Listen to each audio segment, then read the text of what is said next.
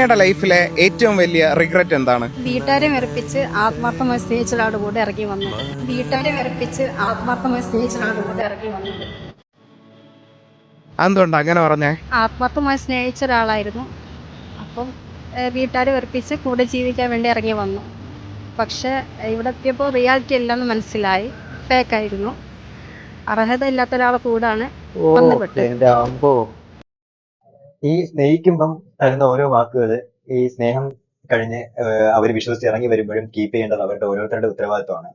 ആ കൊച്ചു എത്രത്തോളം വിശ്വസിച്ച് അല്ലെങ്കിൽ എത്രത്തോളം വിശ്വസിച്ചായിരിക്കും ആ ആളുടെ കൂടെ ഇറങ്ങി വന്നിട്ടുണ്ടാവുക. എന്നിട്ട് അവിടെ നാട്ടിൽ വന്നപ്പോഴാണ് മനസ്സിലായതെന്ന് പുള്ളിക്കാരൻ ഫേക്ക് ആയിരുന്നു എന്ന്. അപ്പൊ ആ ഒരു ഇതാന്ന് ആലോചിച്ച് നോക്കി വേണം. അത് അവരുടെ മൈൻഡിൽ ഉണ്ടാവുന്ന ആ ഒരു ട്രോമ പോലത്തെ ആ ഒരു സംഭവം ഇല്ലേ, പോയല്ലോ ജീവിതം എന്ന് പറഞ്ഞിട്ടുള്ള.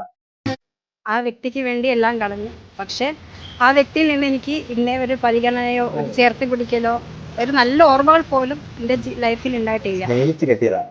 എന്നിട്ട് കല്യാണം കഴിഞ്ഞ ശേഷം ആ വ്യക്തിയിൽ നിന്ന് ഒരു സ്നേഹമോ ഒരു പരിഗണനയോ ഒരു ചേർത്ത് പിടിക്കലോ കിട്ടിയിട്ടില്ല എന്നാണ് പറയുന്നത്. അപ്പൊ ആലോചിച്ച് നോക്കി ആ മനസ്സിലുണ്ടാവുന്ന ആ ഒരു വിഷമം എത്രത്തോളാണെന്ന്.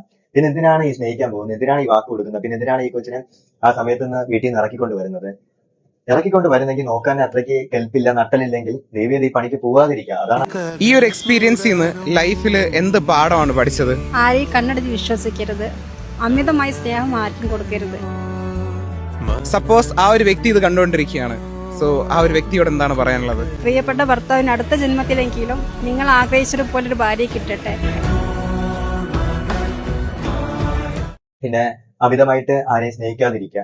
അതാണ് നിങ്ങളോട് എനിക്ക് പറയാനുള്ളത്. അതാണ് നിങ്ങളെ ആദ്യം സ്നേഹിക്കുക, എന്നിട്ട് വേണം ആ സ്നേഹം വേറൊരാൾക്ക് കൊടുക്കുക. ഇല്ലെങ്കിൽ ടു ദ എൻഡ് ആവുമ്പോൾ നമ്മൾ ഒറ്റയ്ക്ക് കരയേണ്ടി വരും. അതാണ് ഒരു പാഠം.